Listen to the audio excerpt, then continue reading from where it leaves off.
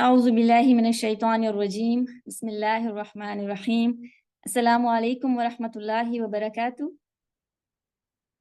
ماشاءاللہ، کیسے ہیں سب بچے؟ بہت سے نام تو ایسے ہیں جو لاسٹ ایئر بھی ہمارے ساتھ رمضان میں تھے، اور بہت سے بچے ایسے ہیں جو ہمارے ساتھ سارا سال کڈس کورسز میں ہوتے ہیں۔ الحمدللہ بنعمتہ تتم الصالحات۔ تمام تعریفیں اللہ کے لیے ہیں جس نے آپ سب پیارے پیارے بچوں کو اس کلاس میں جمع کیا تاکہ ہم سب خوش ہو سکیں۔ قرآن پڑھنے والوں کو اللہ خوشیاں دیتا ہے نا، جیسے ابھی آپ سب خوش ہو رہے ہیں، ماشاءاللہ آپ کی ایکسائٹمنٹ نظر آ رہی ہے۔ الحمدللہ، آج دورہ قرآن کا پہلا دن ہے اور آپ سب کو مبارک ہو۔ آپ سب بچوں کے لیے بہت ساری دعائیں ہیں۔ اللہ تعالیٰ آپ سب بچوں کو خوشی خوشی قرآن سننے والا بنا دے اور خوشی خوشی اللہ کے حکموں کو ماننے والا بنا دے۔ آپ سب کو مضبوط ایمان اور صحت والی خوشیوں والی زندگی دے، آمین۔ اب جلدی سے آپ سب تیار ہو جائیں، ہم انشاءاللہ شروع کرنے لگے ہیں آج کا سیشن۔ اب آپ نے کیا کرنا ہے؟ سب بچوں نے نوٹس بنانے ہیں، غور سے کلاس سننی ہے اور اینڈ میں شیئرنگ کرنی ہے کہ آج کی کلاس سے کیا سیکھا۔ انشاءاللہ شروع کرتے ہیں۔ آج ہم ایک بہت اہم سلسلے کو سٹارٹ کرنے جا رہے ہیں۔ اس سیریز میں ہم انشاءاللہ سیرت النبی پڑھیں گے اور آج اس کا سیشن نمبر 1 ہے جو نور القرآن کے پلیٹ فارم سے بچوں کے لیے خاص طور پر آرگنائز کیا گیا ہے۔ آپ لوگ سوچ رہے ہوں گے کہ سیرت کیا ہوتا ہے؟ ہو سکتا ہے کہ آپ کے لیے سیرت کا لفظ نیا ہو یا مشکل ہو۔ سیرت کا مطلب ہے زندگی کے حالات، نبی کا طریقہ، اور سیرت النبی صلی اللہ علیہ وسلم کا مطلب ہے نبی صلی اللہ علیہ وسلم کی زندگی گزارنے کے طریقے، نبی صلی اللہ علیہ وسلم کی زندگی کے حالات، یعنی نبی کی نیچر کیسی تھی، وہ دکھتے کیسے تھے، ان کے اخلاق کیسے تھے، لوگوں کے ساتھ کیسے ڈیل کرتے تھے، وہ ایز اے فادر کے رول میں کیسے تھے، ایک لیڈر کے رول میں کیسے تھے، یہ سب سیرت میں آتا ہے۔ نبی صلی اللہ علیہ وسلم ایز اے دوست، ایک دوست کے رول میں کیسے تھے، کیسے نیبر تھے اور کون سا کھیل انہیں پسند تھا۔ آپ صلی اللہ علیہ وسلم بچوں کے ساتھ کیسے تھے اور لوگوں کو کیسے معاف کر دیتے تھے۔ کبھی کبھی ہمیں مشکل لگتا ہے نا معاف کرنا، کسی کو کسی کی غلطی پہ معاف کرنا مشکل لگتا ہے نا، لیکن سیرت النبی سے ہم سیکھیں گے کہ نبی صلی اللہ علیہ وسلم کیسے معاف کرتے تھے۔ اور ہم سیرہ کیوں پڑھ رہے ہیں؟ آپ سوچ رہے ہوں گے کہ ہم سیرہ کیوں پڑھ رہے ہیں؟ کیا ہم سیرہ صرف اس لیے پڑھنا چاہتے ہیں کہ دوسرے ہمیں دیکھ کر کہیں کہ ہمیں بہت نالج ہے، دوسرے ہماری تعریف کریں کہ ہمیں نبی صلی اللہ علیہ وسلم کے بارے میں علم ہے؟ کہیں ہم نبی کے بارے میں جان کر شو آف تو نہیں کرنا چاہتے؟ ہماری نیت کیا ہونی چاہیے؟ ہماری نیت سیرت پڑھ کر یہ ہونی چاہیے کہ میں نبی صلی اللہ علیہ وسلم کے بارے میں جان کر ویسا کام کروں گی یا ویسا کام کروں گا جیسا نبی نے کیا۔ جو کام نبی نے کیے اور جیسے کیے، میں نے بھی وہ کام اسی طرح سے کرنا ہے، اور جن کاموں سے نبی نے منع کیا وہ ہم نے نہیں کرنا۔ اور سیرت پڑھنے کا مقصد صرف نالج لینا یا علم حاصل کرنا نہیں ہونا چاہیے کہ ہمارے نبی کیسے تھے، ورنہ علم تو نان مسلمز کے پاس بھی بہت تھا نا، وہ بھی نبی کو جانتے تھے، انہیں بھی پتا تھا کہ نبی کیسے ہیں، لیکن ان کے پاس ایمان نہیں تھا۔ ایمان کیا ہوتا ہے؟ نان مسلمز کے پاس ایمان نہیں تھا، نالج تو بہت تھا کہ نبی کیسے ہیں، کافر کو پتا تھا نبی کیسے ہیں، لیکن ایمان نہیں تھا، یعنی انہیں اللہ پر بھروسہ نہیں تھا، اللہ کے نبی پر یقین نہیں تھا۔ وہ نہ ایک اللہ کو مانتے تھے، نہ اللہ کے نبی کو رسول مانتے تھے۔ اسی لیے وہ نبی صلی اللہ علیہ وسلم کے بارے میں علم کے باوجود بھی جان کر بھی ان کی باتوں پر عمل نہیں کرتے تھے، انہیں فالو نہیں کرتے تھے۔ لیکن ہم ایمان والے ہیں نا، ہم نے سیرت النبی پڑھ کر کیا کرنا ہے؟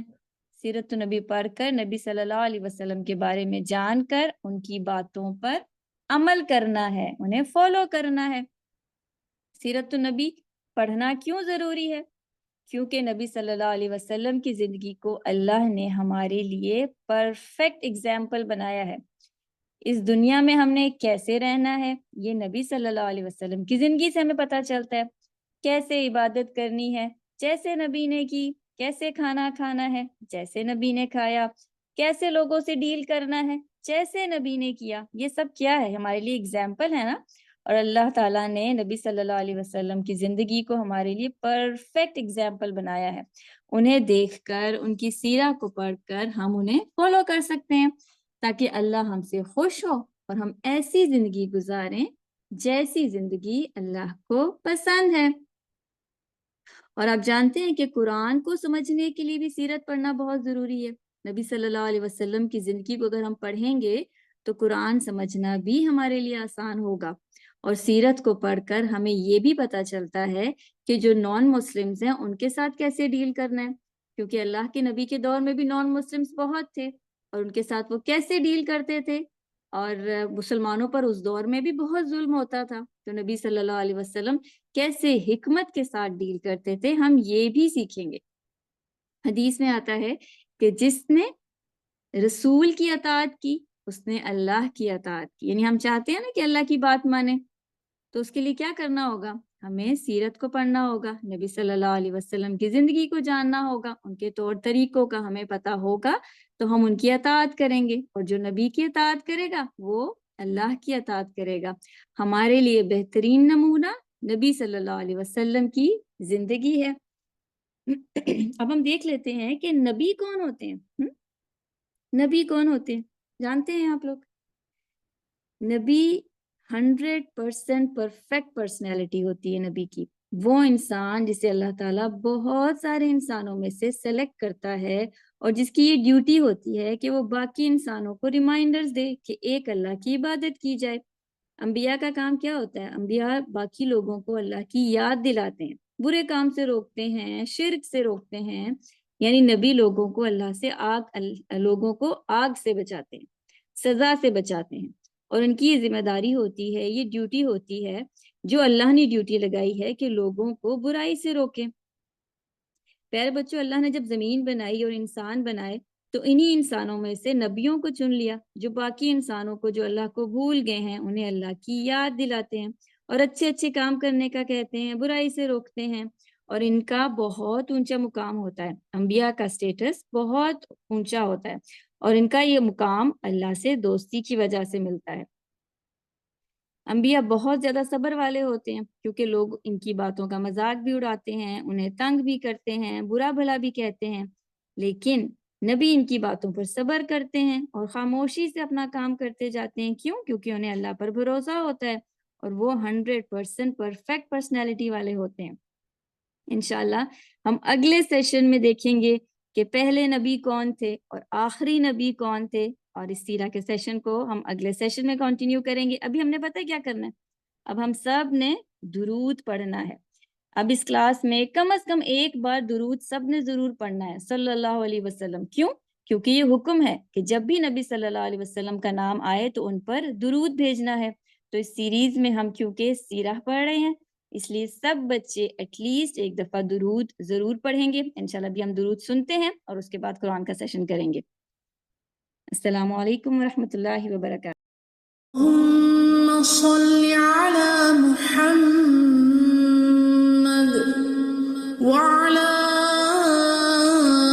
آل محمد کما صلیت علی إبراهيم وعلى آل إبراهيم إنك حميد مجيد. اللهم بارك على محمد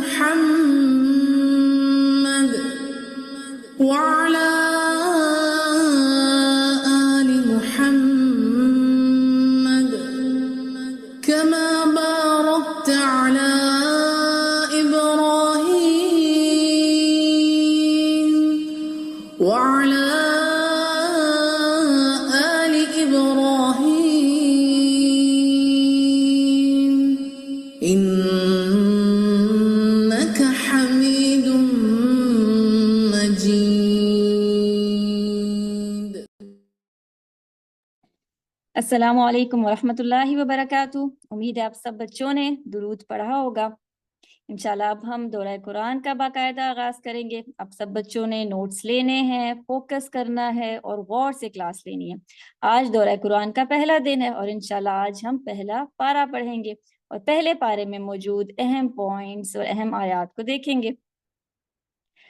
हो सकता है कि आपके जहन में ये सवाल हो कि हम रमज़ान में ही दौरा कुरान क्यों करते हैं। प्यारे बच्चों, नबी सल्लल्लाहु अलैहि वसल्लम की सुन्नतों में से एक सुन्नत हर रमज़ान में कुरान का दौर करना था, यानी कुरान को रिवाइज करना था। हदीस में आता है कि नबी सल्लल्लाहु अलैहि वसल्लम रमज़ान में जिब्रील के साथ पूरा कुरान रिवाइज करते थे। तो दौरा कुरान क्या होता है? पूरे कुरान को शुरू से आखिर तक, यानी पहले पारे से 30 पारे तक रमज़ान के महीने में पढ़ना। हम भी इंशाल्लाह 30 दिनों में 30 पारे पढ़ेंगे और कुरान को रमज़ान में कंप्लीट करेंगे। कुरान सारा साल पढ़ने वाली किताब है, लेकिन रमज़ान में पूरा पढ़ना, पूरे 30 पारे पढ़ना, ये नबी की सुन्नत है। इंशाल्लाह अगले 30 दिनों में हम अल्लाह के बहुत सारे अहकाम को पढ़ेंगे। अल्लाह से दुआ है कि हमें इन अहकाम को सुनने वाला और उन पर अमल करने वाला बना दे। बच्चों, कुरान शुरू करने से पहले कुछ इंपॉर्टेंट बातें हम सीख लेते हैं ताकि हमारे कॉन्सेप्ट्स शुरू में ही क्लियर हो जाएं और हम अच्छे तरीके से कुरान को समझ सकें। प्यारे बच्चों, आप बचपन से ही घर में कुरान पढ़ते रहे होंगे या हमेशा अपने बड़ों को आपने कुरान पढ़ते देखा होगा और आप सोचते होंगे कि ये कुरान क्या है, ये कौन सी किताब है और क्या खास बात है इस किताब में और इसे हम क्यों पढ़ते हैं। बच्चों, कुरान एक सच्ची किताब है। इसमें जो किस्से हैं, जो कहानियां हैं, वो सच्ची हैं। हम मुसलमान हैं और हमारा ईमान है कि कुरान अल्लाह ने आसमान से हमारे लिए भेजा है। ये तमाम इंसानों के लिए है और इसमें हमारी बात है, चाहे मुस्लिम्स हो या नॉन मुस्लिम्स। अल्लाह ने कुरान में तमाम इंसानियत से बात की है। ये अल्लाह की बातें हैं। इसमें अल्लाह हमारी हेल्प करता है, हमें बताता है कि कौन से काम इस दुनिया में करने से हमें फायदा होगा और कौन से काम नहीं करने जिनसे नुकसान होगा। कुरान परफेक्ट किताब है, इसमें कोई गलती नहीं है। ये तब आया जब सबसे ज्यादा इसकी जरूरत थी और इसमें इतनी ही आयात हैं जितनी होनी चाहिए थी। जिस जुबान में आना चाहिए था उसी जुबान में कुरान आया और इसकी मिसालें, इसकी कहानियां, इसकी एग्जाम्पल्स वैसी ही हैं जैसी होनी चाहिए थी। और कितने सालों में आना चाहिए था उतने ही सालों में कुरान नाजिल हुआ। तो बच्चों, कुरान परफेक्ट है। ये मुख्तलिफ मौकों पर नबी सल्लल्लाहु अलैहि वसल्लम को गाइड करने के लिए उतरता रहा और जैसे नबी सल्लल्लाहु अलैहि वसल्लम के लिए गाइडलाइंस थी, अब ये हमारे लिए गाइडलाइंस हैं। अब आप कहेंगे हमें तो कुरान समझ में नहीं आता, ये तो अरबी में है। हम्म तो बच्चों, इसीलिए तो हम दौरा कुरान कर रहे हैं ताकि हम कुरान की अरबी को उर्दू में आसान जुबान में समझ सकें और देखें कि इसमें अल्लाह ने हमसे क्या क्या बातें की हैं। सोचें, अगर आप अपने किसी दोस्त से कोई बहुत अहम बात उसको बता रहे हो और वो आपकी बात सुनने के बजाय इधर उधर देख रहा हो तो आपको कैसा लगेगा? आप चाहेंगे ना कि वो इतनी अहम बात है वो सुने और गौर से सुने, ध्यान दे। तो कुरान अल्लाह की बात है। कुरान में अल्लाह हमसे बात करता है। जब कुरान पढ़ा जाए तो खामोशी से, अदब से, रिस्पेक्ट से कुरान सुनना है और कुरान का मतलब समझना है। हर साल नूरुल कुरान के प्लेटफॉर्म से बच्चों के लिए कुरान की तफसीर क्लासेस होती हैं। उर्दू में होती हैं, इंग्लिश में होती हैं, वीकेंड्स में होती हैं। nurulquran.com/kids पर वेबसाइट पर आप जाएं तो तमाम डिटेल्स इन कोर्सेज की मौजूद हैं। रमज़ान के अलावा सारा साल बच्चों की क्लासेस होती हैं जिसमें कुरान को समझाया जाता है। चलिए अब देख लेते हैं कि अल्लाह कौन है। ये नाम हम दिन में कई बार सुनते हैं ना। तो बच्चों, अल्लाह वो है जिसने आपको बनाया, मुझे बनाया, पूरी दुनिया बनाई। आसमान, सितारे, जमीन, मछलियां, जानवर, परिंदे, जिन्नात, फरिश्ते, ये सब अल्लाह ने बनाए हैं। और किस लिए बनाए हैं? हम इंसानों के लिए बनाए हैं ताकि ये चीजें हमारे काम आ सकें। क्यों? क्योंकि अल्लाह इंसानों से मोहब्बत करता है, इंसानों को जानता है और इंसानों का ख्याल रखता है। अल्लाह बच्चों से भी बहुत प्यार करता है। अल्लाह ताला हमारी तमाम जरूरतों को पूरा करता है। सोचें, किसने हमारे हाथ बनाए, किसने हमारी आंखें बनाई, किसने हमें पेरेंट्स दिए। और सोचें अल्लाह ने कौन कौन सी नेमतें हमें दी हैं। हमारे टेस्ट बड्स, ये भी नेमत है ना। टेस्ट बड से क्या होता है, पता चलता है कि खाना मज़े का है, मीठा है या नमकीन है। ये सब नेमतें हैं जो अल्लाह ने हमें दी हैं, और कुरान भी अल्लाह की एक नेमत है। चलिए अब कुरान शुरू करते हैं इंशाल्लाह, तावुज़ के साथ, आउज़ु बिल्लाह के साथ, क्योंकि अल्लाह का हुक्म है कि कुरान पढ़ने से पहले आउज़ु बिल्लाह तावुज़ पढ़ना चाहिए, क्योंकि शैतान नहीं चाहता हम कुरान पढ़ें, हम अल्लाह की बात सुने, वो तो हमारा दुश्मन है ना। तो तावुज़ पढ़कर शैतान को भगाना है। सब बच्चे पढ़ेंगे, ऊंची आवाज में पढ़ेंगे, अऊज़ु बिल्लाहि मिनश शैतानिर रजीम, मैं पनाह मांगता हूँ अल्लाह की शैतान मरदूद से, यानी या अल्लाह मुझे शैतान के वसवसों से, उसकी बातों से, उसकी चालों से बचा ले। बिस्मिल्लाहिर्रहमानिर्रहीम, मैं शुरू करती हूँ अल्लाह के नाम से जो रहमान है और रहीम है। बिस्मिल्लाह पढ़ने से अल्लाह की मदद आती है। हर काम शुरू करने से पहले बिस्मिल्लाह पढ़ना चाहिए। रब्बि इश्रह ली सदरी व यस्सिर ली अमरी वहलुल उक़दतम मिन लिसानी यफ़क़हू क़ौली। इस दुआ का क्या मतलब है, यानी ए अल्लाह मेरे काम में आसानी कर दे, मेरे लिए कुरान को पढ़ना समझना आसान कर दे और मेरी मदद फरमा। उम्मीद है आप सब बच्चों ने ऊंची आवाज में दुआएं पढ़ी होंगी। हम शुरू करते हैं पारा नंबर 1। पारा नंबर 1, इसमें 2 सूरतें हैं, सूरतुल फातिहा और सूरह बकरा। सूरत क्या होती है? सूरत का मतलब होता है चैप्टर्स। जैसे आपकी कोई बुक हो, कोई साइंस का सब्जेक्ट, कोई सब्जेक्ट होते हैं उसके अंदर चैप्टर्स होते हैं ना, इसी तरह कुरान के चैप्टर्स हैं। सूरतुल फातिहा और सूरह बकरा जुज़ 1 में है। सूरह फातिहा इसमें कंप्लीट सूरा है और सूरतुल बकरा का कुछ हिस्सा जुज़ 1 में है और बाकी इंशाल्लाह अगले जुज़ में आएगा। अल फातिहा का मतलब होता है ओपनिंग, खोलने वाली। जब हम कुरान खोलते हैं तो सबसे पहली कौन सी सूरा आती है? जो सूरा हमें नजर आती है वो सूरतुल फातिहा है। और सूरह फातिहा बहुत से बच्चों को जुबानी आती होगी, क्योंकि इसके बगैर नमाज नहीं होती। ये बहुत इंपॉर्टेंट सूरा है। नमाज की हर हर रकत में सूरतुल फातिहा का पढ़ना बहुत जरूरी है। ये हमें अच्छी से याद होनी चाहिए। इसकी 7 आयात हैं। आयात क्या होता है? जुमले। इसमें 7 सेंटेंसेस हैं और इस सूरत के और भी बहुत से नाम हैं। जैसे इसे अशिफा कहते हैं, क्योंकि इसको पढ़कर दम करने से बीमारियां दूर होती हैं। फिर इसे कुरान का खुलासा, समरी ऑफ कुरान भी कहते हैं, क्योंकि इस एक सूरा में जो बात अल्लाह ने छोटी करके सिर्फ 7 आयात में बताई है ना, वही बात अल्लाह ने फिर पूरे कुरान में तफसील से, डिटेल में खोल कर बयान की है। और ये सूरा बिस्मिल्लाहिर्रहमानिर्रहीम से शुरू होती है और बिस्मिल्लाह हर सूरा से पहले लिखी होती है। जब भी कोई सूरा शुरू करे तो बिस्मिल्लाह पढ़नी होती है। और यहाँ पर तो बिस्मिल्लाह माशाल्लाह कुरान शुरू करने से पहले है ना। अब हम कुरान शुरू कर रहे हैं तो सूरह फातिहा की बिस्मिल्लाह कुरान शुरू करने से पहले भी है।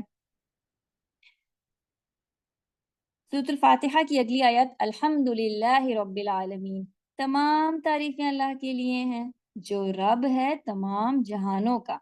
इसका क्या मतलब है? अल्हम्दुलिल्लाह का मतलब है कि सारी तारीफें, सारा शुक्र अल्लाह का है। प्यारे बच्चों, अल्लाह के हम पर कितने एहसान है ना। अल्लाह ने हमें इतनी सारी नेमतें दी हैं कि हम उन्हें गिन भी नहीं सकते। कोई बच्चा है जो ये कहे कि मैं अपनी सारी नेमतें गिन सकता हूँ? कितनी चीजें ऐसी हैं जो हमें पता भी नहीं है, जो हमारी जिस्म के अंदर है, जो हमारा सिस्टम चला रही है। हम एक एक चीज का शुक्र अदा नहीं कर सकते, इसीलिए हम कहते हैं अल्हम्दुलिल्लाह। तमाम शुक्र, तमाम शुक्र, तमाम तारीफें किसके लिए हैं? अल्लाह के लिए हैं। यानी ए अल्लाह, तूने जितनी भी चीजें दी हैं, जितनी भी नेमतें दी हैं, इन सब पर तेरा शुक्र, कुल तारीफ किसके लिए है? अल्लाह के लिए। इसी तरह तमाम तारीफें अल्लाह के लिए हैं। अगर किसी के अंदर कोई हम खूबी देखते हैं या कमाल देखते हैं तो वो भी तो अल्लाह की तरफ से है ना। मसलन अगर किसी बच्चे की कोई हम तारीफ करते हैं तो असल में तो हम अल्लाह की तारीफ कर रहे होते हैं, क्योंकि उस बच्चे को ऐसा किसने बनाया? अल्लाह ने बनाया ना। तो तमाम तारीफें भी अल्लाह की हैं। फिर है रब्बुल आलमीन। रब अल्लाह का नाम है। इसका मतलब है पालने वाला, ख्याल रखने वाला। इंसान के पैदा होने से लेकर मौत तक उसकी हर हर जरूरत को पूरा करने वाला। सारा कंट्रोल अल्लाह के पास है। पूरी कायनात अल्लाह के कंट्रोल में है। कौन सा काम कब करना है, कहाँ करना है, किस वक्त होना चाहिए, ये सब अल्लाह के हुक्म से होता है। और अल्लाह सिर्फ इंसानों का रब तो नहीं है, अल्लाह फरिश्तों का भी रब है, जिन्नात का भी रब है। इन्हें भी कंट्रोल किया हुआ है अल्लाह ने। अल्लाह सबकी केयर करता है, सबका ख्याल रखता है। تو پیارے بچوں اگلی دفعہ جب آپ نماز پڑھیں تو الحمدللہ رب العالمین پر غور ضرور کیجئے گا کہ تمام تعریفیں، تمام شکر کس کے لیے ہیں؟ اللہ کے لیے ہیں، جو تمام رب کا، تمام عالمین کا رب ہے۔ اس کے بعد دوسری سورہ سورۃ البقرہ، جو قرآن کی دوسری بڑی سورہ ہے۔ اس سورہ میں گائے کا ایک واقعہ ہے، اسی لیے اس کا نام البقرہ ہے۔ البقرہ یہ اردو والا بقرہ نہیں ہے، یہ عربی میں بقرہ گائے کو کہتے ہیں۔ اس میں کل 286 یعنی 286 آیات ہیں، جملے ہیں۔ سورہ فاتحہ میں کتنی آیات تھی؟ 7 آیات تھی، اور سورۃ البقرہ میں 286 ہیں۔ کیا آپ جانتے ہیں ابھی شیاطین کیا کر رہے ہیں؟ ہم سورۃ البقرہ پڑھنے جا رہے ہیں نا، شیاطین بھاگ رہے ہیں۔ حدیث میں آتا ہے کہ جس گھر میں سورۃ البقرہ پڑھی جاتی ہے وہاں سے شیطان بھاگ جاتا ہے۔ ابھی ہمارے ساتھ جو بھی بچے سورۃ البقرہ پڑھ رہے ہیں نا، ان کے گھروں سے شیطان بھاگ رہا ہے نا مزے کی بات۔ چلیں، سورۃ البقرہ کے شروع میں ہی اللہ تعالیٰ ہمیں انسانوں کی ٹائپس کے بارے میں بتاتا ہے۔ جی، لوگوں کی بھی ٹائپس ہوتی ہیں۔ اللہ ہمیں مختلف انسانوں کے بارے میں اسی لیے بتاتا ہے تاکہ ہم یہ دیکھیں کہ ہم کون سے لوگ ہیں، اور اگر ہم کچھ غلط کر رہے ہیں تو خود کو ہم ٹھیک کر لیں۔ اب آپ نے غور سے سننا ہے اور فوکس کرنا ہے اور خود کو ڈھونڈنا ہے کہ میں کون سے لوگوں میں سے ہوں۔ تو پیارے بچوں 3 قسم کے لوگ ہوتے ہیں: مومن، کافر، منافق۔ مومن اور کافر کے بارے میں تو شاید آپ نے سنا ہوگا۔ مومن کون ہوتے ہیں؟ ایمان والے، اللہ کو خوش کرنے والے، اچھے اچھے کام کرنے والے، اللہ کی بات ماننے والے۔ دوسرے قسم کے لوگ کافر، جو اللہ کا انکار کرتے ہیں، وہ کھل کر سب کو بتاتے ہیں کہ وہ کافر ہیں، برے کام کرنے والے، کھلے عام برائی کرنے والے، اللہ کی بات نہ ماننے والے، یہ کافر ہوتے ہیں۔ تیسری قسم کے لوگ جو بالکل مختلف ہوتے ہیں، نہ وہ مومن ہوتے ہیں نہ وہ کافر ہوتے ہیں، وہ ہیں منافقین۔ یہ کسی کو کھل کر بتاتے نہیں ہیں کہ ان کے اندر ایمان نہیں ہے، سامنے سے کام بھی مومن والے کرتے ہیں تاکہ لوگ انہیں اچھا کہیں، لیکن دل سے وہ اسلام کے دشمن ہوتے ہیں، دھوکہ دینے والے ہوتے ہیں، چیٹ کرنے والے ہوتے ہیں۔ ایسے لوگوں پر کوئی ٹرسٹ بھی نہیں کرتا، کیونکہ وہ جھوٹ بولتے ہیں کہ وہ مومن ہیں، حالانکہ وہ مومن نہیں ہوتے، کھل کر بتاتے بھی نہیں کہ وہ کافر ہیں، اور چاہتے ہیں کہ لوگ انہیں مومن سمجھیں، اور دکھانے کے لیے کام بھی مومن والے کرتے ہیں۔ لیکن بچوں اللہ سے تو کوئی چھپ نہیں سکتا نا، اللہ تو سب جانتا ہے، اللہ تو دلوں کے اندر آنے والے خیالات کو بھی جانتا ہے، اللہ کو پتا ہوتا ہے کہ وہ منافق ہے۔ اللہ سے دعا کیا کریں کہ اللہ تعالی ہمیں دھوکے دینے والے منافق دوستوں سے بچائیں۔ آپ بتائیں آپ کو کیسے لوگ پسند ہوتے ہیں؟ کون اچھا لگتا ہے؟ کیسے دوست اچھے ہیں؟ جو سچ بولتے ہیں یا جھوٹ بولتے ہیں؟ دھوکہ دینے والے؟ ہم سب کو سچ بولنے والے پسند ہے نا، تو اللہ کو بھی اچھے اچھے کام کرنے والے، سچ بولنے والے بچے پسند ہیں۔ پیارے بچوں ہمیشہ سچ بولا کریں، اچھے بچے کبھی جھوٹ نہیں بولتے، کسی کو تنگ نہیں کرتے اور دھوکہ نہیں دیتے۔ آگے آیت 30 آنورڈز، اب ہم ایک کہانی سننے والے ہیں، دلچسپ کہانی، حضرت آدم علیہ السلام اور حضرت حوا علیہ السلام کی کہانی۔ اسے بھی آپ نے بہت غور سے سننا ہے کیونکہ اس میں بھی ہمارے لیے بہت اہم لیسن ہے۔ اس کہانی میں ابلیس ہے۔ ابلیس کون تھا؟ یہ ایک جن تھا۔ جنات بھی اللہ نے بنائے ہیں، یہ آگ سے بنتے ہیں، یہ ہمیں نظر نہیں آتے لیکن یہ موجود ہوتے ہیں۔ ان کی بھی فیملی ہوتی ہے، ان کی بھی شادیاں ہوتی ہیں، ان کے بھی بچے ہوتے ہیں، ان میں بھی مسلمان جن اور کافر جن ہوتے ہیں، اور یہ کھانا بھی کھاتے ہیں۔ اللہ تعالیٰ نے جب آدم علیہ السلام کو مٹی سے بنایا تو فرشتوں اور ابلیس کو حکم دیا کہ آدم علیہ السلام کے آگے جھک جائیں۔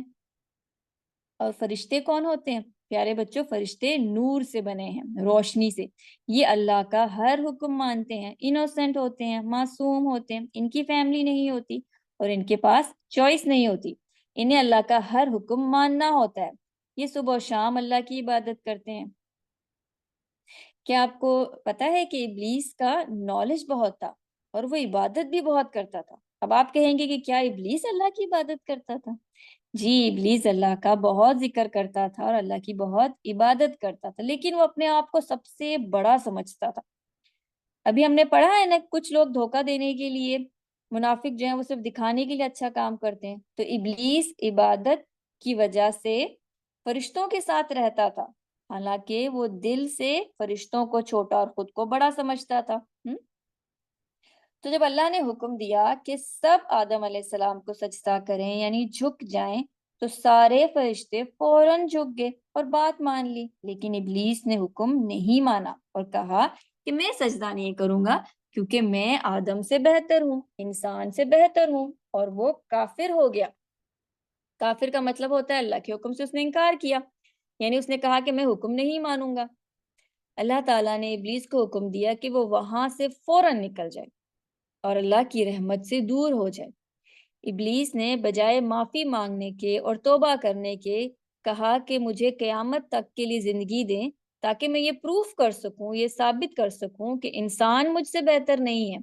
اور ساتھ ابلیس نے یہ بھی کہا کہ جب بھی انسان کوئی نیک کام کرنے لگے گا تو میں اس کے راستے میں آ کر بیٹھ جاؤں گا، اسے کوئی بھی نیک کام نہیں کرنے دوں گا، اس سے گناہ کرواؤں گا، میں انہیں وسوسہ ڈالوں گا۔ وسوسہ کہتے ہیں دل میں بری باتوں کے آنے کو۔ تو شیطان نے اللہ سے کہا کہ اللہ تو دیکھے گا کہ اکثر انسان برائی کریں گے اور اکثر انسان آگ میں جائیں گے۔ اللہ نے شیطان کا چیلنج مان لیا اور فرمایا کہ جو میرے بندے ہوں گے وہ تمہاری باتوں میں نہیں آئیں گے، تمہارے وسوسوں میں نہیں آئیں گے، تم انہیں بہکا نہیں سکو گے۔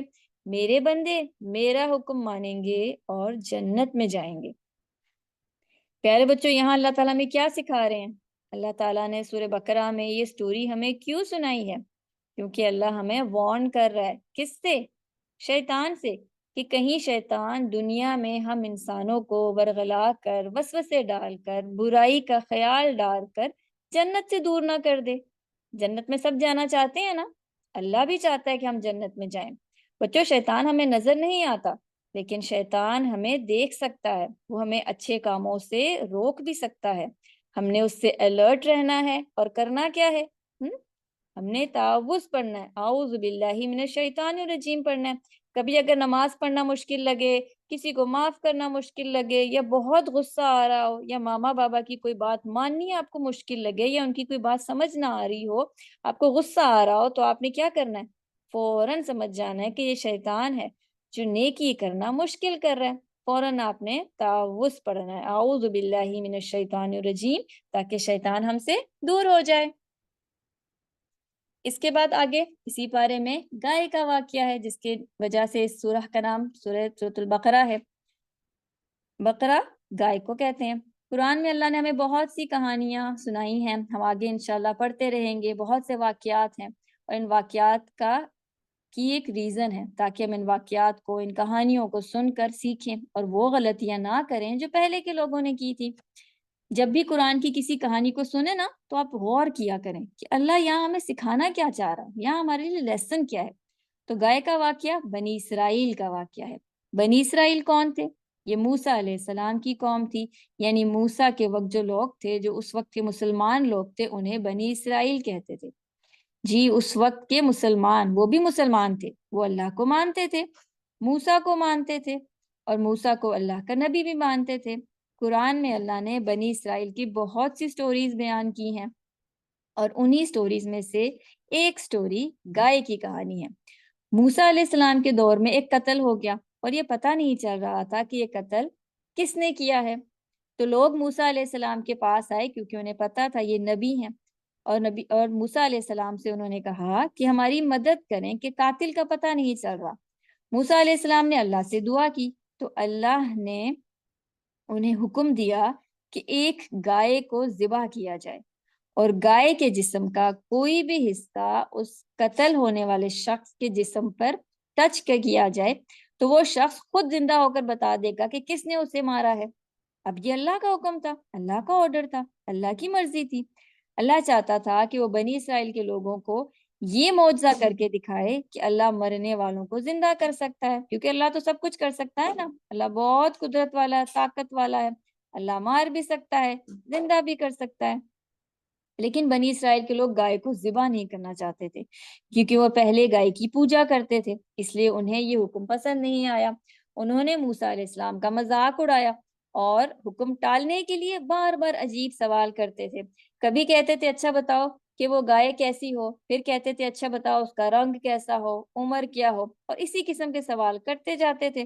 اور اپنے لیے مشکل بھی کرتے جاتے تھے۔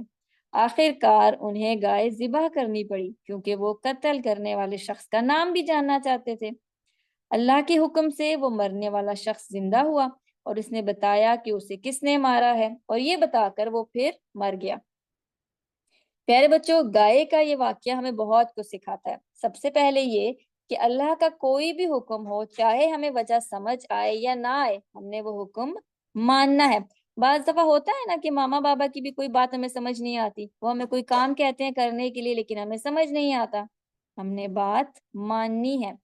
اس کے بعد ہم یہ سیکھتے ہیں کہ اللہ تعالیٰ ہی زندہ کرتا ہے، وہی مارتا ہے، اور وہی ہم سب کو مرنے کے بعد قیامت کے دن دوبارہ اٹھائے گا۔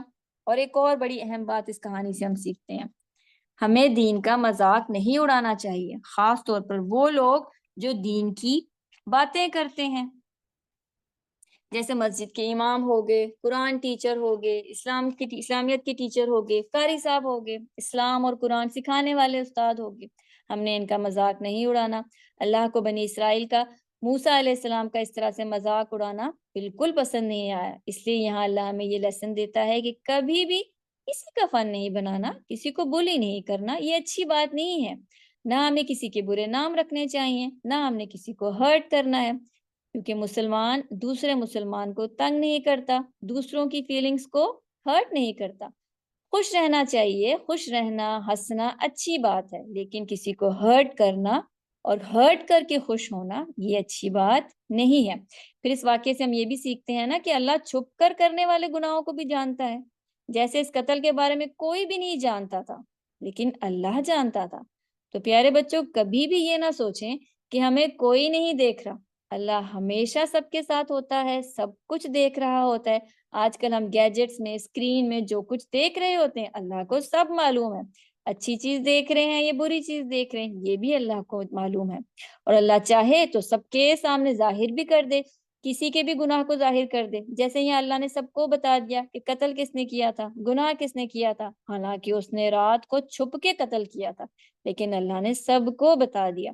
اس لیے بچوں، جب اکیلے ہوں یا سب کے ساتھ ہوں، ہر جگہ ہر وقت اچھے کام کیا کریں، تاکہ اگر کسی وقت ظاہر بھی ہو جائیں اور سب کو پتہ بھی چل جائے تو امبیرس نہ ہو، شرمندہ نہ ہو۔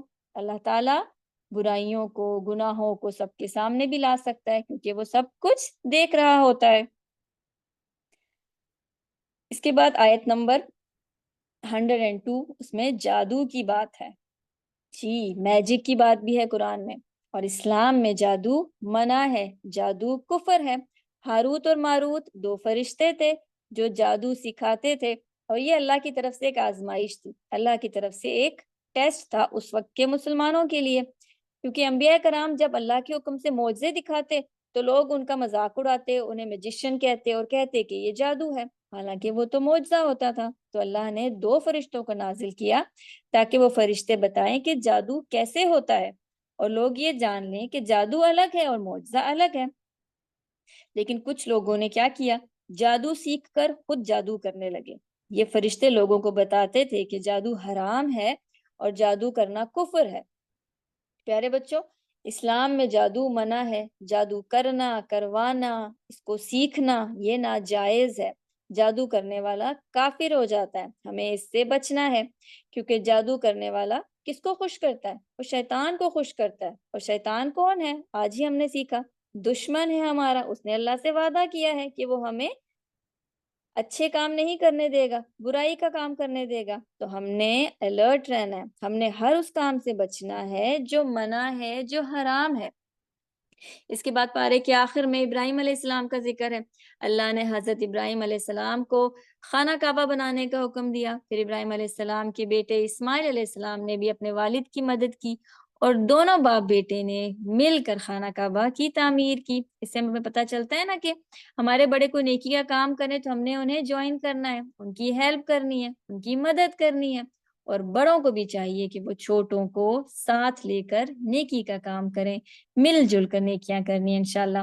پارا آپ کا اینڈ ہوا یہاں پہ۔ ہم دیکھ لیتے ہیں کہ آج کے پارے سے ہم نے کیا کیا سیکھا۔ سب سے پہلے ہم نے دیکھا کہ قرآن سچی کتاب ہے، پھر ہم نے دیکھا کہ اللہ کے حکموں پر ہم نے عمل کرنا ہے، قرآن کے حکموں پر عمل کرنا ہے، نعمتوں پر شکر کرنا ہے، نبی کی سنت پر عمل کرنا ہے، پھر شیطان سے بچنے کی دعائیں کرنی ہیں، پھر ہم نے دیکھا کہ جادو کفر ہے اور ہم نے مومن بننا ہے، منافق کی طرح جھوٹ نہیں بولنا، منافق کی طرح ہم نے دھوکہ نہیں دینا، پھر نیکی کے کاموں میں بڑوں کی مدد کرنی ہے انشاءاللہ۔ اور آج کی ایکٹیویٹی آپ کے لیے کہ اللہ کی کوئی سی 5 نعمتوں کی لسٹ بنائیں جن کے بارے میں کبھی آپ نے سوچا بھی نہیں ہے، ان کا آپ نے کبھی شکر بھی ادا نہیں کیا، ان نعمتوں کی آپ نے لسٹ بنانی ہے اور ان نعمتوں کا شکر کرنا ہے، اور آپ نے اپنی ماما اور بابا کو بھی تھینک یو بولنا ہے، ان کا بھی شکر ادا کرنا ہے، کیونکہ اللہ کا بھی شکر کرنا ہے اور بندوں کا بھی شکر ادا کرنا ہے۔ جزاکم اللہ خیر کثیرہ، پارا آپ کا مکمل ہوا۔ السلام علیکم ورحمۃ اللہ وبرکاتہ۔